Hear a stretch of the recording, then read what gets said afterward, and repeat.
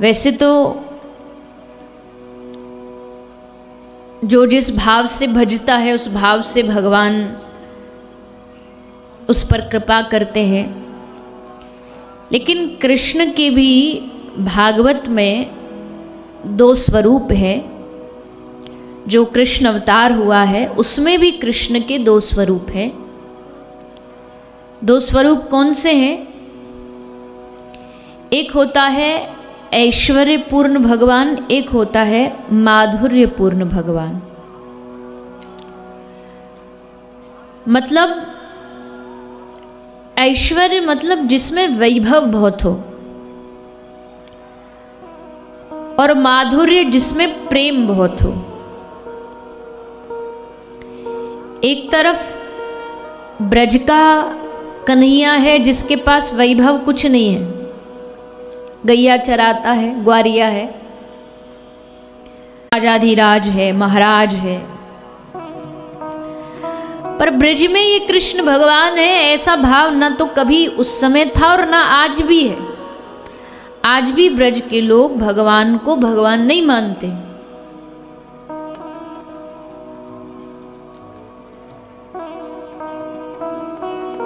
तो इसीलिए वो जो बातें की जाती हैं कृष्ण की, विशेषकर वो उस वाले कृष्ण की जाती हैं जो ब्रज में था, जो कन्हैया कृष्ण था, जो श्याम सुंदर था, जो गोपियों का कृष्ण था।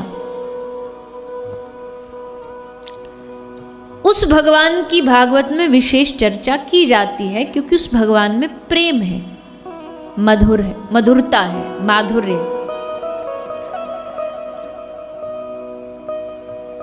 तो फिर क्या वो द्वारिका चले गए तो मधुरता खत्म हो गई? बोले नहीं, खत्म तो नहीं हुई, भगवान तो मधुरता से ही भरे हुए हैं। पर अब जैसे सामने वाले की रुचि वैसा भगवान व्यवहार करने लगते हैं। ब्रज में लोग मधुरता से व्यवहार करते थे तो भगवान ने वैसे ही रूप बना के रखा।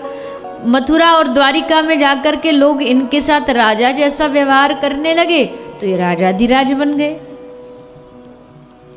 कृष्ण तो एक ही है, पर जाकी रही भावना जैसी, हरि मूरत प्रभु मूरत देखी तिन तैसी।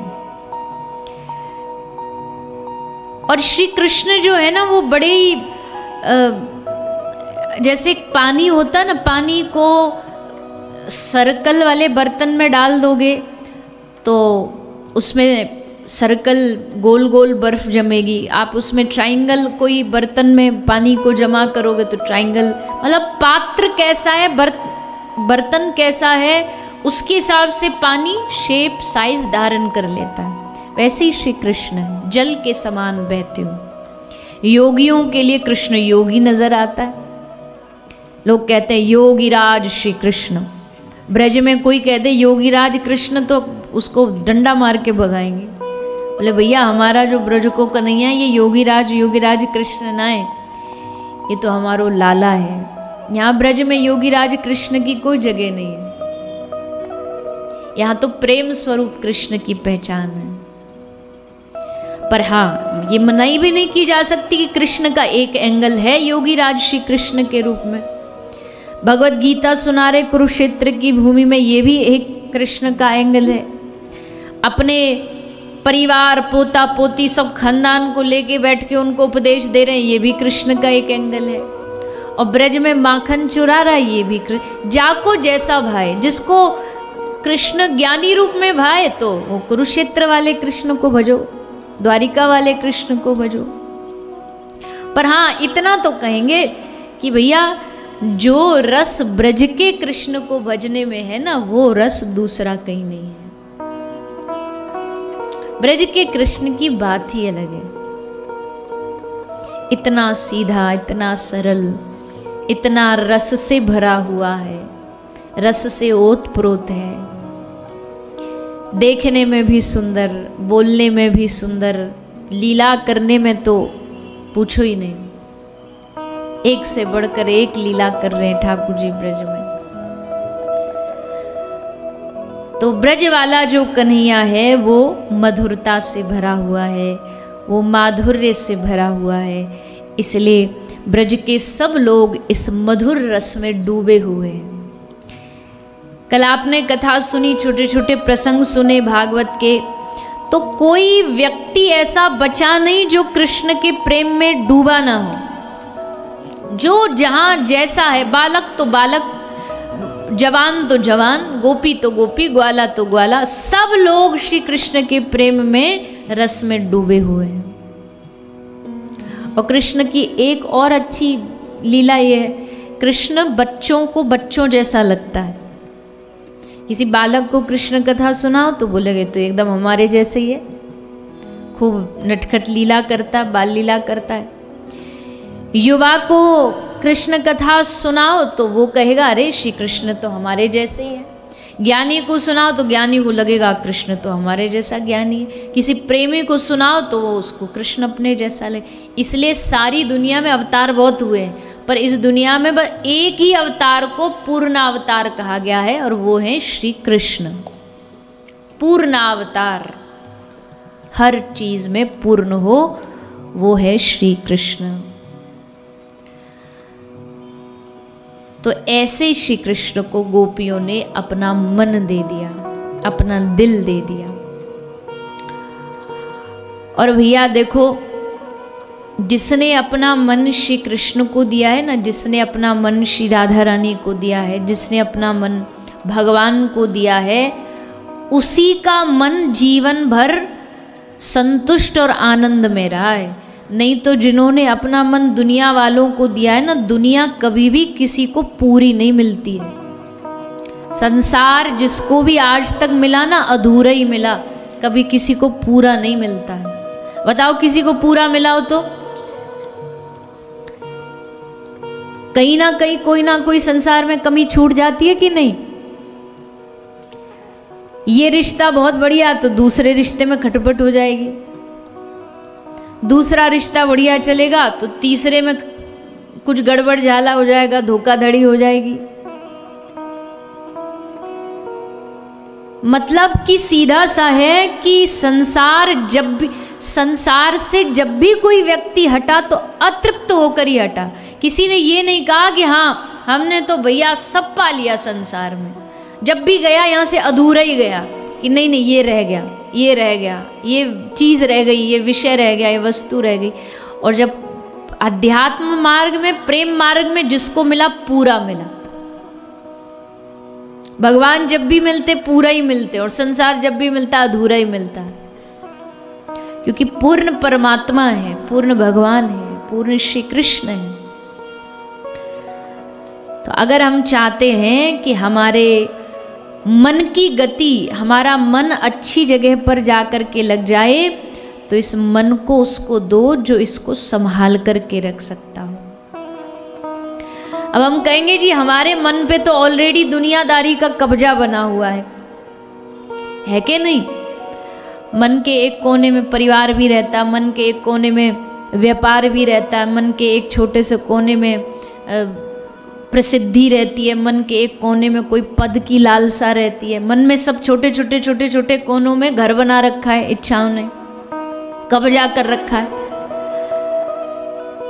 अब देखो, किसी जमीन पर, आपकी जमीन पर कोई कब्जा कर ले, आप बहुत कोशिश कर रहे हैं, पर वो थोड़ा सा दमदार आदमी है, नहीं मान रहा, कब्जा किए बैठा है आपकी जमीन पे, तो आपको फिर क्या करना पड़ेगा।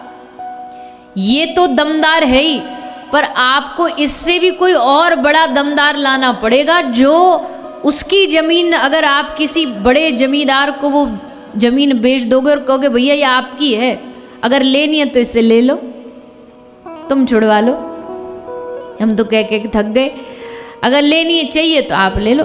तो वो जो दमदार व्यक्ति होगा, वो जिसने कब्जा किया, उससे वो जमीन जो है, वो स्थान जो है छुड़वा के खाली करा देगा। तो अभी मन में किनका डेरा है, किन्होंने घर बना रखा है, बोले मन में काम क्रोध लोभ मोह सबका घर है, सबने अपना घर डेरा डाल रखा है। तो इनसे भी जो शक्तिशाली है, तुम उसको मन सौंप दो कि प्रभु अगर अब ये जगह आपको चाहिए तो खुद खाली करवाओ, खुद इसको छुड़वाओ। और इन सब बुराइयों से भी ज़्यादा शक्तिशाली ठाकुर जी हैं, भगवान हैं, जब वो खाली कराने पर आ जाए ना, हमारे चित्त को साफ करने का संकल्प ले ले, तो फिर दुनिया की कोई भी बुराई इस हृदय में ठहर नहीं सकती। पर उसके लिए मन उनको सौंपना पड़ेगा, मन उनको देना पड़ेगा। बोले दे तो रखा है हमने, बोले ऐसे नहीं बाहर जीभ जीभ से कह करके कि हाँ हमने तो मन दे रखा है भगवान को। वैसे कहते हैं तन मन धन सब तेरा, और फिर जैसे ही बाहर निकले तो महात्मा जी से कहेंगे महाराज जी मेरा मन नहीं लगता। अभी तो कह के आए थे तन मन धन सब तेरा, अब इतनी जल्दी मन मेरा हो गया? मेरा मन नहीं लगता, मेरा मन नहीं करता भजन करने का, इतनी जल्दी मन मेरा हो जाता है। भगवान भी बैठ के हंसते, अभी बेकार में फालतू में बोल रहा था तन मन धन सब तेरा, अब कह रहा मेरा मन। तो मन किसका है? बोलिए ना, किसका है मन? नहीं पता? हमारा है? हमारा संग देता है?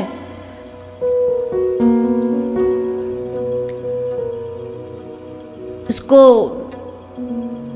खींच खींच करके लाते हैं कि भैया लग जा थोड़ा भगवान के सत्संग में, लग जा थोड़ा कथा में, लग जा थोड़ा संतों की वाणी में। लगता है 2 मिनट लगेगा फिर उछल के भाग जाएगा। अगर मेरा होता तो सब कुछ कंट्रोल अपने हाथ में होता ना, भाई मेरी वस्तु है, मैं क्या कुछ भी करूं इसका तुमको क्या। पर अगर मन मेरा होता तो हमारे कहे चलता है ना, पर मन तो नहीं चलता हमारे कहे, हम मन के कहे चलते। तो फिर मन हमारा कैसे हुआ? मन हमारा नहीं है। मन भी मनमोहन का है, ये तन ये शरीर भी उनका है, ये धन भी उनका है, ये संसार भी उनका है। तो फिर हम क्या हैं? हम उनके दास हैं। हम उनके दास हैं और दास होकर के बस संसार की दुनियादारी की इस परिवार का पालन पोषण भी कर रहे हैं, तो उसकी रखवाली कर रहे हैं बस। अब जैसे सेठ जी के अभाव में जो मैनेजर होता वो सब संभालता है, पैसा, तिजोरी की चाबी, लॉकर की चाबी सब मैनेजर के पास होती है। पर वो घमंड में फूला थोड़ी फिरता है कि लो अब तो मैं मालिक बन गया, इस दुकान का पैसा मेरा। उसको पता है तू कितना भी कमा ले, जाना सेठ जी के जेब में ही है, तू तो बस यहाँ नौकरी कर रहा है, धंधा कर रहा है। तो वैसे ही हमारे सेठ जी कौन है? बोलो ना, कौन है हमारे सेठ? हमारे सेठ है सावरिया सेठ। हमारे सेठ जी हैं वो।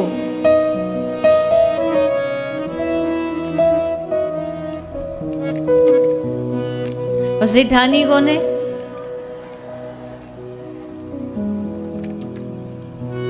सावरिया है सेठ, सावरिया है सेठ, मारी राधा जी सेठानी है। सावरिया है सेठ, सावरिया है सेठ, मारी राधा जी सेठानी है। ये सारी दुनिया जानी है, सावरिया है सेठ, सावरिया है सेठ, मारी राधा जी सेठानी है। सावरिया है सेठ। श्री श्याम सुंदर हमारे सेठ हैं और हमारी मालकिन, हमारी स्वामिनी कोई और नहीं है, बल्कि हमारी राधा रानी हमारी स्वामिनी है और स्वामी है श्री कृष्ण। और हम कौन हैं? जीवेर स्वरूप होए नित्य कृष्ण दास। हम उनके दास हैं, हम उनकी चाकरी करते हैं, हम उनकी नौकरी करते हैं। सेठ के इशारे पर वो जैसा कह दे, सेठ जी ने कह दिया ये काम करना तो करना पड़ेगा, तो वैसे ही हम सब, हमको लग रहा है कि हम कर रहे हैं, पर बस इस जो कर रहे हैं इसको इतना ही मान लो कि ठाकुर जी आपकी सेवा के लिए कर रहे हैं। धंधा कर रहे हैं तो भी किसके लिए कर रहे हैं? ठाकुर जी आपके लिए कर रहे हैं। नौकरी कर रहे हैं किसके लिए कर रहे हैं? ठाकुर जी आपकी सेवा कर रहे हैं। घर परिवार को चला रहे, पालन पोषण कर रहे, किसके लिए? तो प्रभु आपने दिया सेवा कि इस परिवार को चलाओ, तो हम चला रहे। भरण पोषण करने वाले तो तुम हो। इतना भक्ति कुछ और नहीं है, भक्ति कोई बड़ा अंबार नहीं है। बस मैं मेरा को हटा के तू तेरा जिस दिन चालू हो जाएगा, भक्ति चालू हो जाएगी। अभी संसार में मेरा लगता है, जब ये तू तेरा लगने लग जाए कि तेरा संसार, तेरा परिवार, तेरा घर, तेरा व्यापार, भक्ति यही है। सब कुछ तेरा, धन तेरा, परिवार तेरा, व्यापार तेरा, सब कुछ तेरा, बस तू मेरा। यहाँ कोई कॉम्प्रोमाइज नहीं। लेकिन यहाँ जैसे बहुत लोग कहते हैं ना, अरे ठाकुर जी तो सबके, अरे होंगे सबके होंगे, पर मेरे पहले। तुम्हारे होंगे, तुम अपना भाव अपने पास रखो, पर मेरे लिए तो मेरे पहले। यहाँ दुनिया में कहते मेरा मेरा करने से सब खराब हो जाता है, पर ठाकुर जी के साथ मेरा मेरा जिस दिन करोगे ना, तो उस दिन कल्याण हो जाएगा। इस मेरा में बड़ा आनंद है, इस मेरे में बड़ा रस है। ठाकुर जी कौन है? ठाकुर जी मेरे, ठाकुर जी हमारे। जब भगवान से जुड़ी चीज अपनी लगने लग जाए, मेरी लगने लग जाए, तो भागवत का रस भी हमको धीरे धीरे समझ आने लगेगा। तो गोपियों ने तन भी, मन भी, धन भी, परिवार भी, सब कुछ किसको सौंप रखा है? श्री कृष्ण को। कहीं भी रहे पर याद स्मरण भगवान का रहता है, और भगवान फिर इनको आनंद देने के लिए खूब नटखट लीलाएं करते। बोले प्रभु आप ऐसी लीला कर रहे हो, लोग क्या बोलेंगे? आपको मानेंगे ही नहीं कि आप भगवान हो। ऐसी लीला करोगे तो सब हल्के में ले लेंगे। भगवान कहते जिसको जैसे सोचना सोचो। हमारा ये अवतार तो लोगों के हृदय में प्रेम लुटाने के लिए हुआ है, और प्रेम में तो महाराज नियम होते ही नहीं। जहां नियम होंगे ना, वहां प्रेम नहीं होगा। ये बात एकदम सत्य है। नियम, प्रेम नियम से परे होता है। घर परिवार में भी देख लेना, व्यवहार में देख लेना, समाज में देख लेना। नियम बाहरी रूप से तो आवश्यक है, नियम नहीं होंगे तो समाज चलेगा नहीं। लेकिन जहां प्रेम की बात होगी वहां नियम नहीं। अगर वहां नियम लागू करोगे तो प्रेम जीरो हो जाएगा, शून्य हो जाएगा। वहां शर्त रखोगे तो वो शून्य हो जाएगा।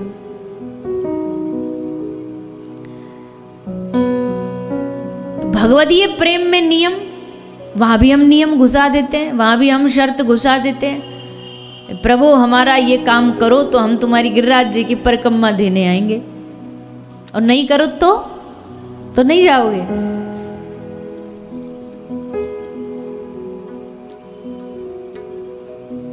कई लोग परिक्रमा भी इसलिए लगाते हैं, दान भी इसलिए करते हैं, मंत्र जाप भी इसलिए करते हैं, तीर्थ यात्रा भी बस इसीलिए कर रहे हैं कि महाराज घाटा चल रहा है बिजनेस में, वो फिर से प्रॉफिट में आ जाए, इसलिए आ रहे हैं तेरे वृंदावन। ये कोई वृंदावन से मांगने की चीज है क्या? गोवर्धन गिरिराज जी में जाकर के संसार की चीज मांगोगे? गिरिराज गोवर्धन जो साक्षात भगवान है, उनकी तलहटी में जाके रो रो करके उनसे कहिए, हे नाथ, अपने जो आपके स्वरूप हैं, श्री श्याम सुंदर, श्री राधा रानी, उनकी एक झलक दिखवा दो, एक दर्शन करवा दो।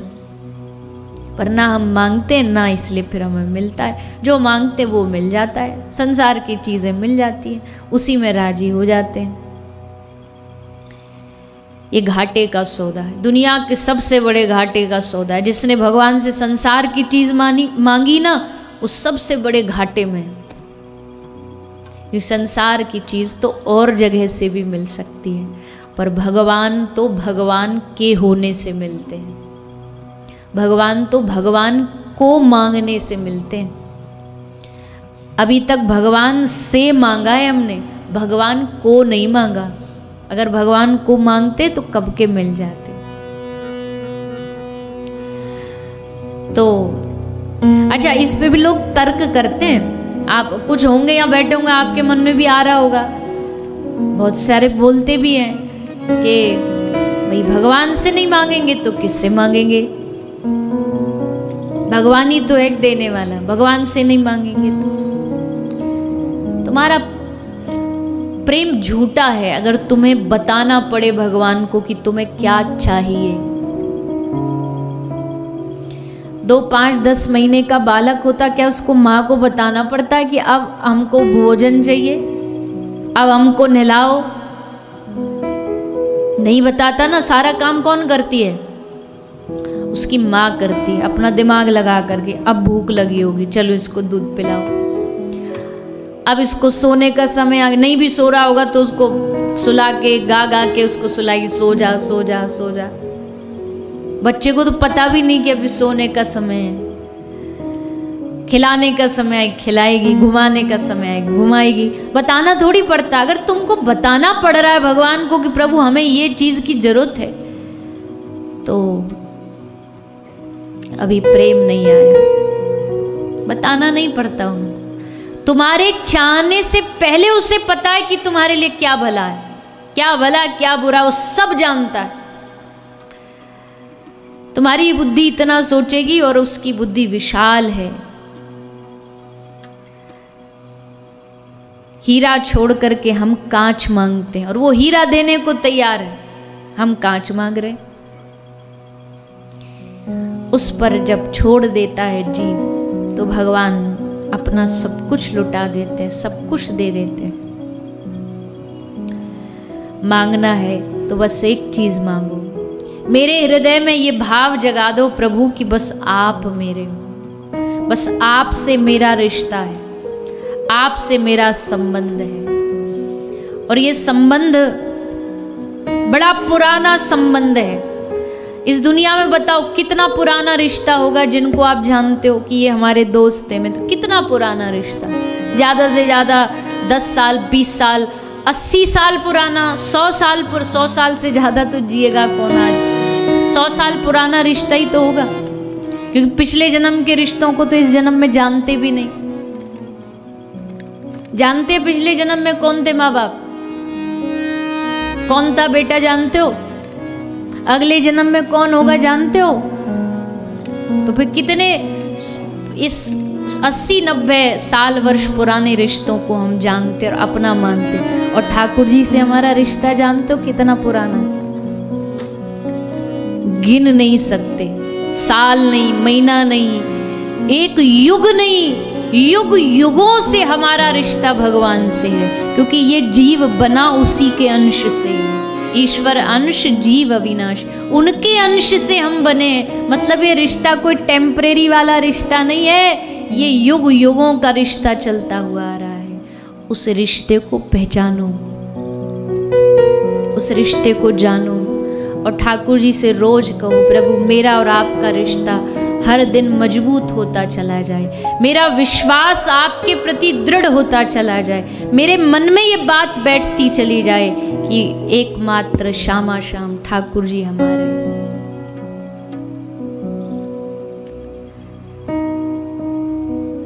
श्यामा श्याम है अपने लाडली हमारी है। श्यामा श्याम है अपने लाडली हमारी है। लाडली हमारी है, स्वामिनी हमारी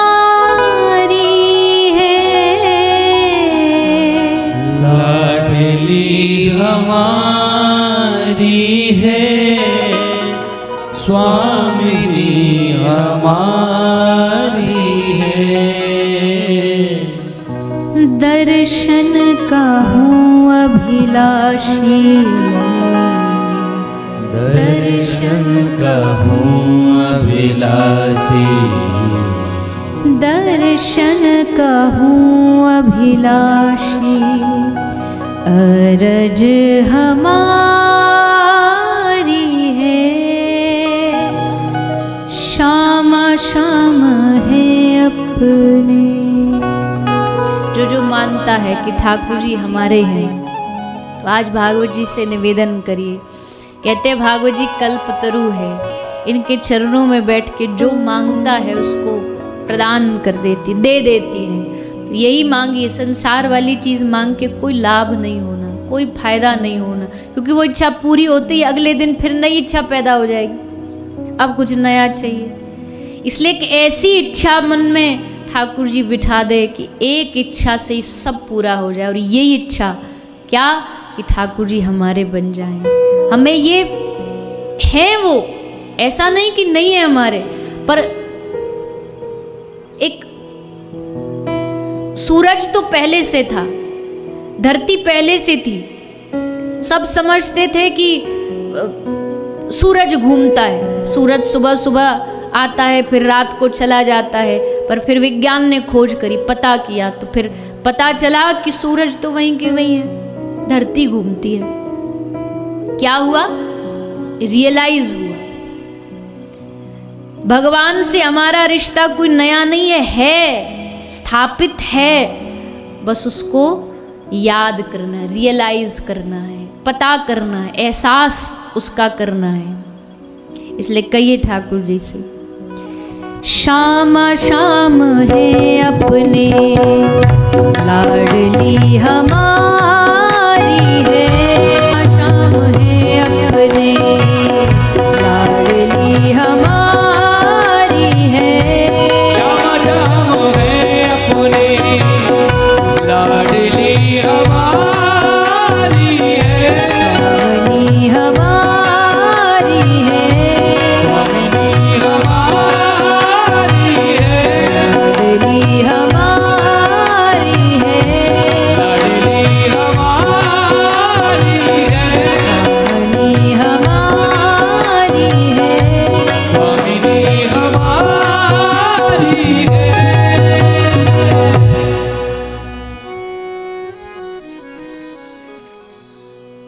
मांगा नहीं कुछ तुमसे, इतना ही दे दो मुझको। क्या? सदा वास देना ब्रज में, अरज हमारी है। श्यामा श्याम है अपने, लाडली हमारी है। ब्रज में एक एक ब्रज का पत्ता पत्ता तक मानता है कि श्री राधा रानी हमारी है, श्याम सुंदर हमारे हैं। तो यही ब्रज का महत्व है, यही ब्रज की महिमा को बढ़ाता है। ब्रज के ग्वाल बाल गोपी मैया बाबा गैया सबर जितने भी ब्रज के प्राणी हैं, जीव हैं, सब ठाकुर जी के हो गए। खाएं तो कृष्ण, सोएं तो कृष्ण। और भगवान जानबूझ के ऐसी लीला करते कि थोड़ा बहुत मन इधर उधर हो जाए तो उनकी लीला देख के मन उनमें फिर से लग जाए।